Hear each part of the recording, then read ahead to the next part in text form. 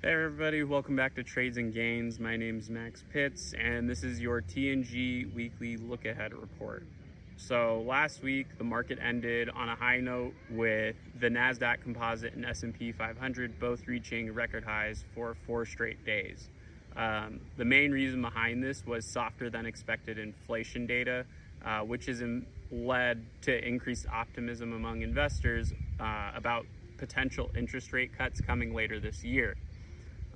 One of those readings was the May Consumer Price Index, or CPI, which showed a 0.2% increase in core CPI. This excludes volatile food and energy categories. This is the lowest reading we've had since June of 2023.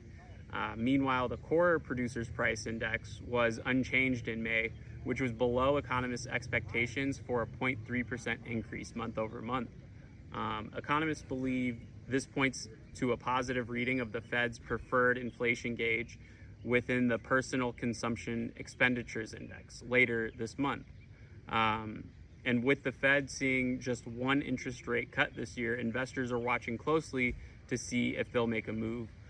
So PCE is pretty much the next thing we're all looking to next for an indication of a rate cut coming from the Fed.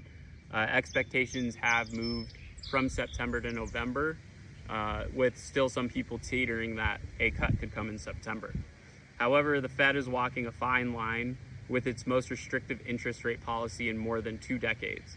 The fear is that there are already signs of softening in the economy, like a pickup in the unemployment rate that could rapidly worsen if the Fed rates stay high for too long, because again, the rates that we're seeing are a 20-year high, and this is something that they've not budged on. Now let's break down our weekly calendar. So Monday we have Empire Manufacturing and we have Lennar earnings. Tuesday we're going to have retail sales and industrial production. KB Homes will also be reporting earnings that day. Wednesday, markets are going to be closed for Juneteenth. Thursday, we're going to get initial jobless claims, housing starts, building permits, and the Philadelphia Business Outlook. Accenture and Kroger are both expected to report earnings that day as well. And on Friday, leading the index, S&P Global U.S. Manufacturing PMI will be coming out. S&P Global U.S. Services PMI will be coming out. S&P Global U.S. Composite PMI will be coming out. And CarMax and FactSet will be reporting earnings as well. So stay on the lookout for reports this week and stay on the lookout for our daily recaps.